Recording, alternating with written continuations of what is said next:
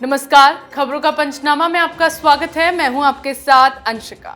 हम लेकर आए हैं देश दुनिया की 5 बड़ी खबरें, जिनके विश्लेषण के लिए मेरे साथ स्टूडियो में मौजूद हैं कैपिटल टीवी के editor in chief doctor Manish Kumar. Doctor साहब, बहुत बहुत स्वागत है। धन्यवाद। सबसे पहले नजर डालते हैं हेडलाइंस पर। मणिपुर में 2 महिलाओं के साथ अभद्रता का वीडियो वायरल के बाद मचा बवाल। मुख्य आरोपी गिरफ्तार, पीएम मोदी ने दिए सख्त कार्रवाई के आदेश। मॉनसून सत्र के पहले दिन हंगामे की भेंट चढ़ी कार्रवाई। मणिपुर के मुद्दे पर विपक्ष और केंद्र में जमकर हुआ टकराव। दोनों सदनों की कार्रवाई को किया गया स्थगित। विपक्षी गठबंधन का नाम इंडिया रखने पर मचा बवाल। दिल्ली पुलिस में 26 राजनीतिक दलों के खिलाफ दर्ज हुई एफआईआर। इंडिया के नाम पर गलत इस्तेमाल करने का लगाया आरोप।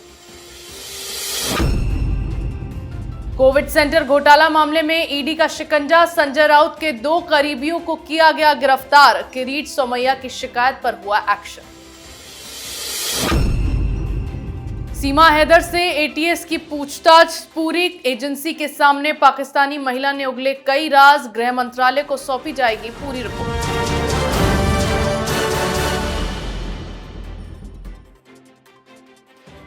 और खबरों की शुरुआत में बात करेंगे मणिपुर में हुई हैवानियत की। मणिपुर में कुकी समुदाय की 2 महिलाओं के साथ हैवानियत का वीडियो सोशल मीडिया पर वायरल होने के बाद से बवाल मचा हुआ है। इस वीडियो में कुछ दरिंदे 2 महिलाओं को निर्वस्त्र कर सड़क पर परेड करा रहे हैं। इसके बाद उनका बलात्कार कर हैवानियत की सारी हदें पार कर दी गई। ये वीडियो 4 मई का बताया गया है और वीडियो वायरल होने के बाद मणिपुर पुलिस और केंद्र सरकार हरकत में आई है। मुख्य आरोपी को भी गिरफ्तार कर लिया गया है। मामले में सुप्रीम कोर्ट ने भी सख्ती दिखाते हुए जल्द से जल्द आरोपियों के खिलाफ कड़ी कार्रवाई करने का अल्टीमेटम दिया है। साथ ही मोदी सरकार ने इस मामले पर कड़ा एक्शन लेने की बात कही है। तो सब जो दरिंदगी मणिपुर में हुई है, क्या कहेंगे उस पर? देखिए, जो घटना घटी है वो बहुत ही शर्मनाक है पूरे देश के लिए, लेकिन एक्शन भी होगा, फांसी भी चढ़ाई जानी चाहिए, किसी को छोड़ना नहीं चाहिए। लेकिन एक सवाल है, आपने बताया 4 मई को यह घटना घटी। 77 दिन से क्या हो रहा था? यह गिद्ध राजनीति कि पार्लियामेंट जिस दिन शुरू हो उसी दिन सवेरे सवेरे ये तमाम लोग इस वीडियो को लेकर के आएंगे। ये क्या है? 77 दिनों तक एक ऐसी विचित्र शर्मनाक घटना आज के जमाने में दबी रह सकती है? तो एक तो मसला है, यह पता करना चाहिए कि ये पार्लियामेंट सेशन के एक दिन पहले ही ये अचानक से सवेरे सवेरे बवाल क्यों मचा। दूसरी चीज, अच्छा किया चीफ जस्टिस साहब सु मोटो, कोई कोर्ट गया नहीं, लेकिन उन्होंने कहा कि भाई मैं बड़ा डिस्टर्ब्ड हूं, महिलाओं के साथ बिल्कुल नहीं होना चाहिए और अगर सरकार एक्शन नहीं लेगी तो हम लेंगे। बिल्कुल सही किया। चीफ जस्टिस को यह भी बताना चाहिए कि यही मानवता, यही सेंसिटिविटी किस बिल के अंदर गायब हो जाता है जब बंगाल में हिंदू महिलाओं के साथ खुलेआम बलात्कार हो रहा था।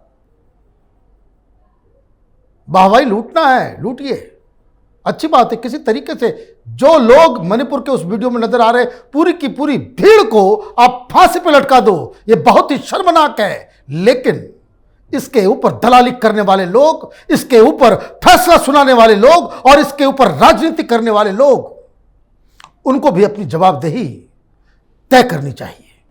जी बिल्कुल, मणिपुर में जो दरिंदगी हुई है उसके बाद मामले में कड़ी से कड़ी कार्रवाई की जा रही है। वहीं आज से मॉनसून सत्र की शुरुआत हो गई। संसद के मॉनसून सत्र के पहले दिन आज दोनों सदनों में मणिपुर हिंसा पर जमकर हंगामा हुआ। कुछ घंटे पहले ही 2 महिलाओं को निर्वस्त्र कर परेड कराने का वायरल वीडियो पर संसद में विपक्ष केंद्र सरकार पर हमलावर रहा। कार्रवाई के दौरान अध्यादेश को लेकर भी काफी बवाल मचा और पहले ही दिन विपक्ष के भारी हंगामे के बाद लोकसभा और राज्यसभा की कार्रवाई को स्थगित कर दिया गया। डॉक्टर साहब, किस तरह से हंगामा आज सदन में देखा गया? देखिए, चलने ही नहीं दिया जाएगा। सरकार को किसी को फेल करना है, प्रधानमंत्री मोदी को काम नहीं करने देना है, क्या तरीका है? प्रधानमंत्री की तरफ से कहा गया है कि 31 इंपॉर्टेंट कानून किस लिए? देश को आगे लेके जाने के लिए। अगर आपको पसंद नहीं है, उस पर डिबेट कीजिए, डिस्कशन कीजिए। चूंकि वो देश के फायदे में है, तो किसी भी सरकार को पंगु करना है तो क्या कर सकते हैं आप? संसद को चलने ही नहीं दो, और ये नहीं चलेगा संसद। ये ऐसे नहीं। पिछले 77 दिनों से राहुल गांधी प्रधानमंत्री चुप है, प्रधानमंत्री चुप है। वो अमेरिका भी गया, वहां भी प्रधानमंत्री चुप है। मणिपुर को ऐसे क्रिएट किया जा रहा था, ये लोग, इनकी आत्मा मर जाती है।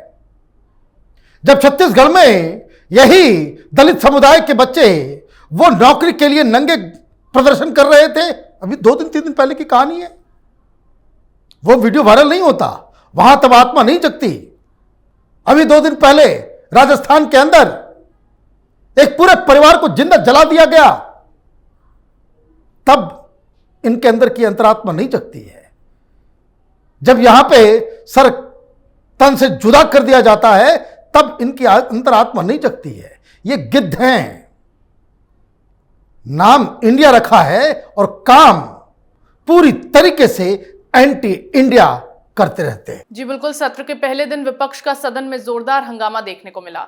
अगली खबर में बात करेंगे विपक्षी गठबंधन के नाम पर मचे बवाल की। बेंगलुरु में विपक्ष की बैठक होने के बाद अब गठबंधन के नाम पर विपक्ष कानूनी दांवपेच में फंस गया है। गठबंधन का नाम इंडिया रखे जाने को लेकर दिल्ली पुलिस में 26 राजनीतिक दलों के खिलाफ शिकायत दर्ज कराई गई है। ये शिकायत 12 खंबा पुलिस थाने में दर्ज हुई है। इस शिकायत में कहा गया है कि गठबंधन का नाम इंडिया रखा जाना the emblems and name prevention of improper use act 1950 का उल्लंघन है। इस शिकायत के बाद इस नाम को लेकर विवाद बढ़ गया है। डॉक्टर साहब, क्यों इंडिया नाम रखे जाने पर अब इतना बवाल मच रहा है? ये कानून का उल्लंघन है। जिस एक्ट के बारे में आपने बताया, तो वो हिंदुस्तान के एम्ब्लेम, हिंदुस्तान के प्रतीक चिन्ह जो हैं, हिंदुस्तान का नाम, इंडिया, भारत, इन सब चीज़ों का इस्तेमाल आप प्रोफेशनल और कॉमर्शियल चीज़ के लिए नहीं कर सकते। कोई पॉलिटिकल पार्टी है, वो इंडिया का झंडा बना ले, अपनी पार्टी का झंडा बना सकते हैं? नहीं बना सकते। कोई चुनाव चिन्ह अशोक स्तंभ रख सकता है? नहीं रख सकता। क्यों? कानून है। दूसरी तरफ इलेक्शन कमीशन का भी कानून है कि आप इस तरह की चीज़ें, इस तरह के स्लोगन, इस तरह के शॉर्ट फॉर्म्स नहीं रख सकते जिससे जनता को आप इन्फ्लुएंस कर सकते हैं। एफआईआर दर्ज हुई है एक, और एक और कंप्लेंट महाराष्ट्र में। 2 अब तक हो चुका है। जिस दिन ये नाम रखा गया था, उस दिन ही हमने कहा था कि ये 2 दिन के अंदर इसके ऊपर केस मुकदमा होगा, क्योंकि ये राहुल गांधी जैसे व्यक्ति के दिमाग की उपज है। क्यों? ये तमाम एक्सपीरियंस लोग, चाहे वो लालू यादव हो, चाहे वो नीतीश कुमार हो, शरद पवार हो, उद्धव ठाकरे हो, स्टालिन हो, क्यों ये विरोध कर रहे थे कि इन्हें नाम मत रखो? इसी वजह से, क्योंकि वो नहीं रखा जा सकता। राहुल गांधी ने कभी संविधान को पढ़ा हो, जाना हो, क्या कर सकते हैं, नहीं कर सकते, ग्राउंड से कभी राजनीति तो की नहीं। पैदा हो गए राहुल और राजीव और सोनिया के परिवार में, इंदिरा गांधी के परिवार में, तो इनको लगता है कि भाई वो जो मनमानी करते वो, तो अभी ये तो नाम भी जाएगा। और नया बवाल मच रहा है कि जीतेगा भारत, आप स्लोगन बनाएंगे, तो जीतेगा भारत स्लोगन बनाएंगे, फिर केस हो जाएगा। इसलिए नीतीश कुमार कह रहे हैं कि सारे डिसीजन ये राहुल गांधी खुद ले रहा है। जिस तरह पार्टी पे सब कुछ लाद देता है, फोर्स कर देता है, वैसे ही गठबंधन को ही चला रहा है। इसलिए ये गठबंधन ज़्यादा दिन तक टिकता हुआ नजर नहीं आ रहा है। ऑलरेडी कई सारे लोग आपस में झगड़ना ऑलरेडी शुरू कर चुके हैं। जी बिल्कुल, विपक्ष के गठबंधन का नाम इंडिया रखने पर विपक्षी दल बुरे फंस गए हैं। अगली खबर में बात करेंगे संजय राउत की बढ़ती मुसीबतों की। महाराष्ट्र में कोरोना महामारी के दौरान बनाए गए कोविड सेंटर घोटाला मामले में बड़ी कार्रवाई हुई है। ईडी ने इस मामले में एक्शन लेते हुए उद्धव गुट के सांसद संजय राउत के 2 करीबियों को गिरफ्तार कर लिया है। एजेंसी ने जिन 2 लोगों को गिरफ्तार किया है, उसमें राउत के करीबी सुजीत पाटकर भी शामिल हैं। आपको बता दें कि कोरोना काल में मुंबई नगर निगम की ओर से मुंबई में कई जगहों पर जंबो कोविड सेंटर बनाए गए थे, जिसमें बड़ी गड़बड़ियां सामने आई थी। डॉक्टर साहब, किस तरह से अब इस मामले में संजय राउत की मुश्किलें बढ़ गई? देखिए, ये सारी चीजें जो हुई है, ये तो ओपन एंड शट केस है। आपने कोविड के लिए हॉस्पिटल बनाने का स्कीम शुरू किया क्योंकि बेड्स कम हो रहे थे, तो ओपन में टेम्पररी बेसिस पे, तो इसके लिए किसको दिया जाएगा? जो ऑलरेडी कुछ एक्सपीरियंस्ड हो उसी को दिया जाएगा ना। मालूम चल रहा है एक दिन पहले आप कंपनी बना रहे हो और आपको जो है ठेका दे दिया जा रहा है, सारे पैसे खा गए सब लोग। ये सारे लोग ने जो मिलजुल के लूट मचाया है, और देखिए क्या हो रहा है। किरीट सोमैया के नाम ने कंप्लेंट किया था, अभी कोई महाराष्ट्र में काफ़ी हिट चल रहा है कि कोई एमएमएस निकल आया है, उनका कोई वीडियो आ गया है। खैर, मैंने जानकारी की, पता किया, मालूम चल रहा है कि बहुत सारे विषकन्याएं घूम रही हैं दिल्ली में भी और अलग अलग राज्यों की राजधानी में भी, जिनका काम ही है मंत्री, गवर्नर, चीफ मिनिस्टर, बीजेपी के लीडर्स, आईएएस अधिकारी, इन लोगों को हनी ट्रैप करके इस तरह से की करना, और जिसके बारे में जिसके ऊपर प्रहार करना हो उसको जो है रिलीज कर दिया जाए। तो राजनीति अब इस स्तर पे पहुंच गई है, लोग इतने ज्यादा पर्सनल हो चुके हैं। और वैसे किरीट सोमैया का भी कोई इतिहास, कोई वो पाक साफ नहीं है, मैं कोई क्लीन चिट नहीं दे रहा। उनके भी वो योद्धा हैं अपनी जगह पे, लेकिन फिर भी बहुत सारा उल्टा पुल्टा भी करते रहते हैं अपने इस हाइपर एक्टिविज्म के चक्कर में। दिक्कत आज ये हो रही है कि सारे लोग पर्सनल होते चले जा रहे हैं। अब कोई कार्रवाई होती है, संजय राउत का रिश्तेदार निकलता है, क्लोज निकलता है, कोई उद्धव ठाकरे, कोई आदित्य ठाकरे, तो ये मसला कहां से कहां चला जा रहा है। कोई किसी की पत्नी के ऊपर कमेंट कर रहा है, कोई किसी के माँ बाप पे कमेंट कर रहा है। ये अच्छी स्थिति नहीं है हिंदुस्तान की राजनीति के लिए। जी बिल्कुल, ईडी की इस बड़ी कार्रवाई के बाद अब संजय राउत की मुश्किलें बढ़ती नजर आ रही हैं। आज की आखिरी खबर में बात करेंगे सीमा हैदर पर एक्शन की। सीमा हैदर मामले में एटीएस की पूछताछ पूरी हो गई है। मामले में एजेंसी को कई अहम सबूत हाथ लगे हैं। सीमा के पास से 2 video cassette, 4 mobile phone, 5 Pakistani passport बरामद हुए हैं, जिसमें एक पासपोर्ट पर अधूरा नाम और पता दर्ज है। वहीं सीमा ने अपना पाकिस्तानी मोबाइल फोन तोड़ने की बात को भी कबूल किया है और चैट डिलीट करने के सवाल का जवाब देने में आनाकानी की है। हालांकि अब इस मामले की सारी रिपोर्ट गृह मंत्रालय को भेजी जाएगी, जिसके बाद पता चलेगा कि सीमा को गिरफ्तार किया जाएगा या फिर उसे पाकिस्तान वापस भेजा जाएगा। डॉक्टर साहब, किस तरह से एटीएस का शिकंजा अब सीमा हैदर पर कसता जा रहा है? देखिए, अब तो एटीएस के साथ साथ आईबी और रॉ ने भी पूछताछ में अपना हिस्सेदारी बढ़ा दिया है।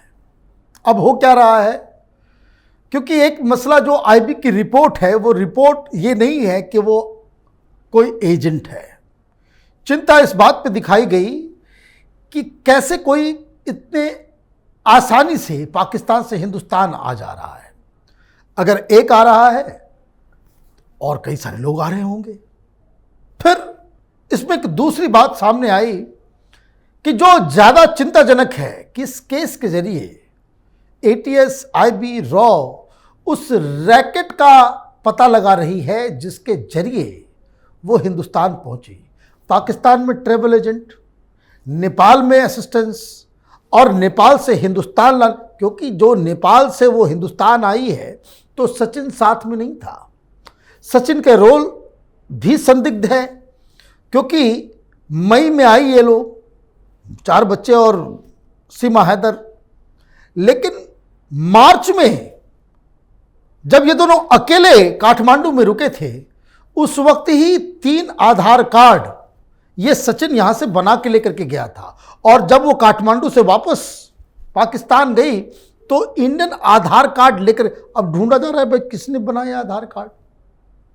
भाई आधार कार्ड ना हुआ कि भाई आप कुछ भी, किसी का भी आप बना देंगे। लेकिन कहानी इसकी बड़ी जेन्युइन है। ये जितनी भी बातें कह रही है और आईबी एटीएस जो तहकीकात कर रही है वो हर चीज डिट्टो मिल जा रहा है।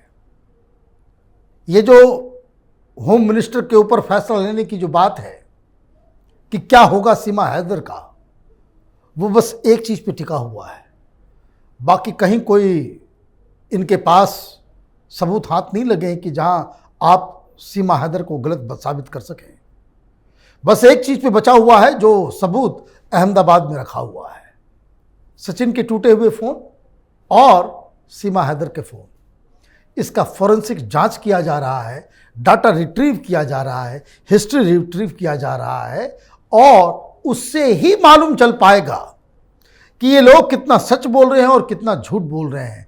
अदरवाइज जितनी भी बातें इन लोगों ने बताई वो ऑलमोस्ट एटीएस का जो तहकीकात है वो बिल्कुल बराबर बराबर चीज सामने आ रहे हैं। जी बिल्कुल, एटीएस की पूछताछ के बाद अब सीमा हैदर पर लगातार शिकंजा कसता चला जा रहा है।